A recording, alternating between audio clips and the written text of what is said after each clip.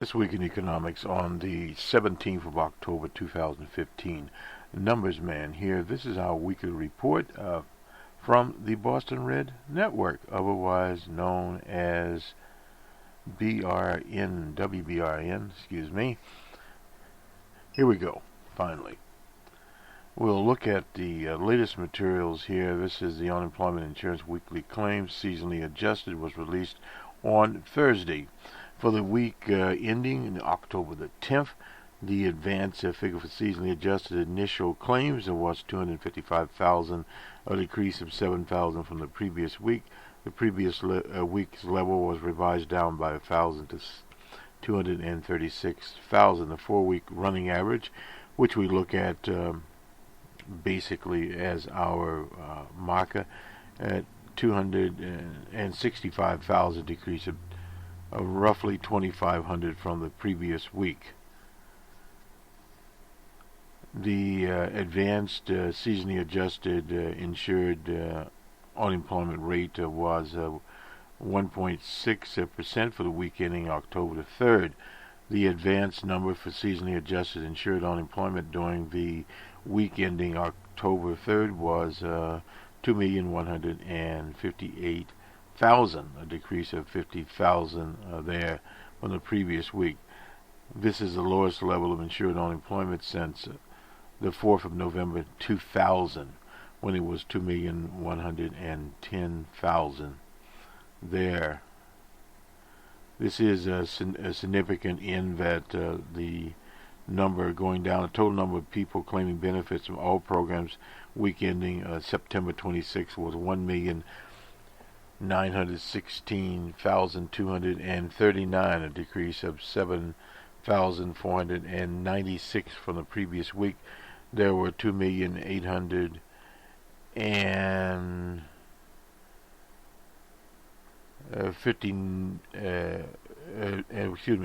591 persons claiming benefits, 591 in the week in 2014.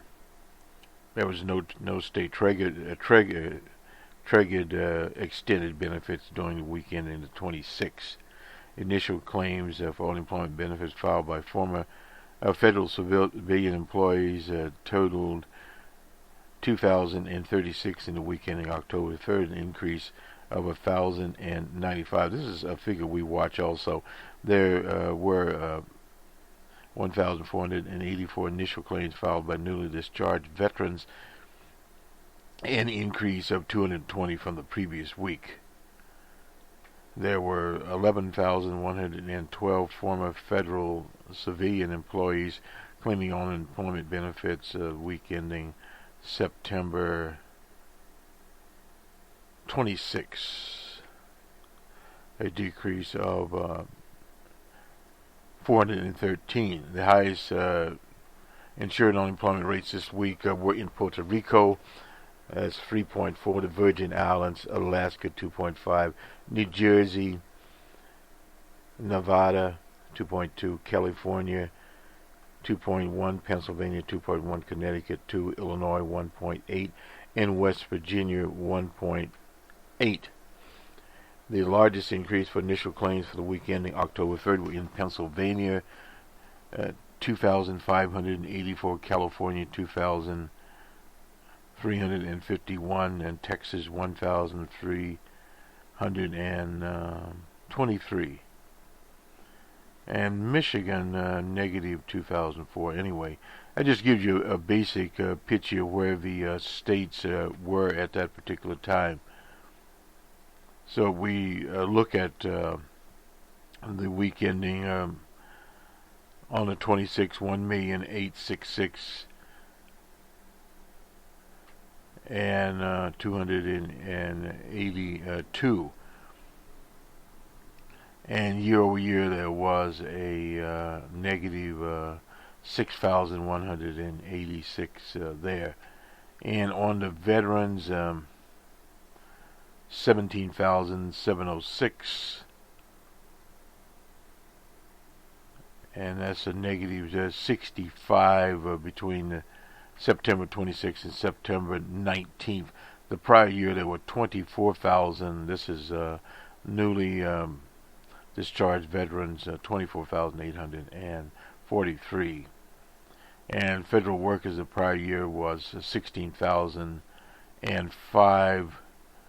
And in September, federal employees 11,112. So this is a sort of a look there. We'll move on now to the Consumer Price Index in this part of the report. This was released on the 15th. That was embargo date. Consumer Price Index for all urban consumers, CPIU, decreased 0.2% in September, seasonally adjusted. On a seasonally adjusted base, the U.S. Bureau of Labor Statistics reported over the past months, for all items, the index was essentially unchanged before the adjustment. Energy index fell 4.7% in September, with all major component indexes declining. The gasoline index continued to fall sharply and was again the major cause of seasonally adjusted. All items decreased. In contrast, the energy declined. The index for food and all other items, less food and energy, both accelerated in September. The food index rose 0.4%, its largest increase since May of 2014. The index for all others, less food and energy, rose 0.2% in September. The index for shelter, medical care, household furnishings, and operations personal care all increased. The index for apparel, used cars, trucks, new vehicles, airline fares were among those that declined. For all items, the index was essentially unchanged in 12 months. And we've given some of those items out. Energy services a negative 1.5. Electricity a negative 1.1. And new vehicles 0.2 there, and used cars 1.2, apparel 0.5, medical care 0.1, shelter services shelter 0.3, and well, we'll give transportation here. The Consumer Price Index for September, food increased to 0.4% in September after rising 0.2 in August. The index for food at home rose 0.3 in September, the same increase in August. Major grocery stores food group index was split with 3 advances and 3 declines. The largest increase was in the other food at home group, which rose 0.8% in September after falling in August. The index for dairy and related products also turned up in September, rising 0.7% after declining 0.3 in August. The index for fruit and fresh vegetables index rose 0.9%, and the index for fresh vegetables increased 1%, in contrast to the index for meat, poultry, fish, eggs turned down in September, falling 0.3 after falling in August. The cereal and bakery goods index fell 0.2%, and the index for non-alcoholic beverages declined 0.1%. The index for food at home has risen 0.8% over the past 12 months. 5 of the 6 major group indexes rose over the span,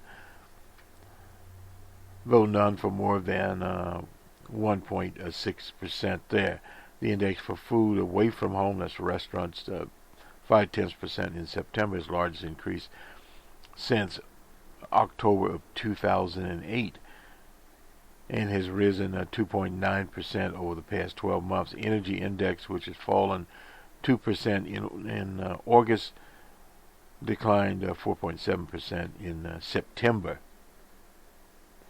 Gasoline index declined 9%, followed by a 4.1% decrease in August. The fuel oil index declined as well, falling 2.4% after an 8.1% decrease in August. The electricity index, which rose in August, fell 0.5% in September. The index of natural gas also turned down to show a 12-month decline there. While other indexes have fallen more sharply, fuel oil has fallen 34.9%. Gasoline has declined 29.6%, and natural gas 12.1%.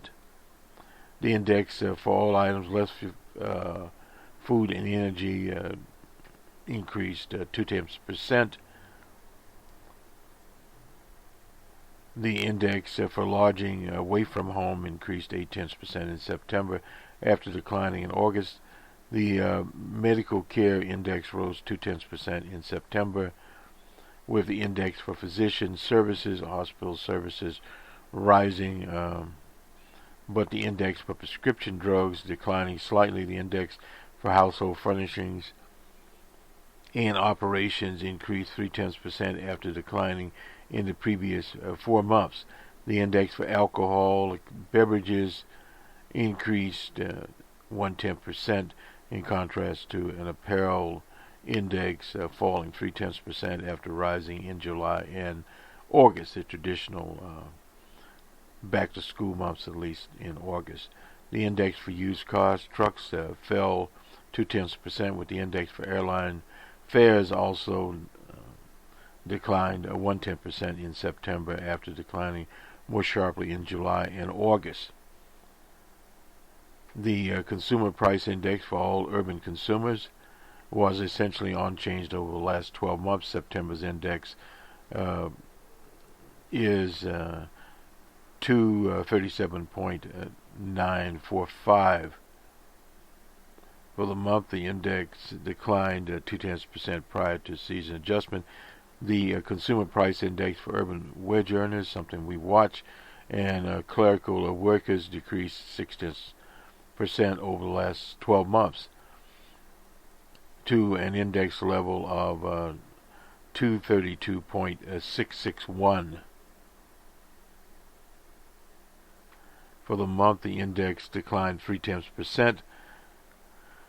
The chained consumer index for all urban consumers, that's called the CPIU, decreased 0.5% over the last 12 months. For the month, the index declined 0.3% and is not seasonally adjusted.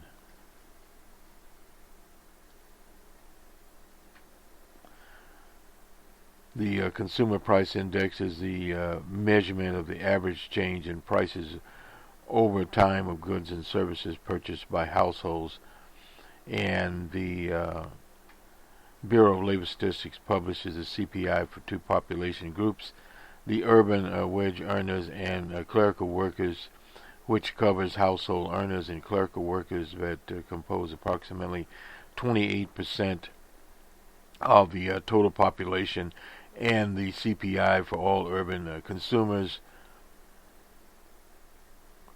and the chain index for all urban consumers, which covers approximately 89% of the total population, including, in addition to wage earners and clerical workers, household groups such as professionals, managers, technical workers, self-employed, short-term workers, unemployed, the retirees, and others not in the labor force.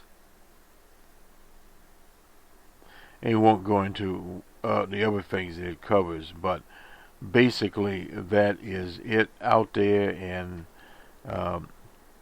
we went over the changes, and we won't get into seasonally adjusted here. So that is laying it out. One of the unfortunate developments here, the CPI index influence on Social Security was detrimental. Retirees, etc., will not receive new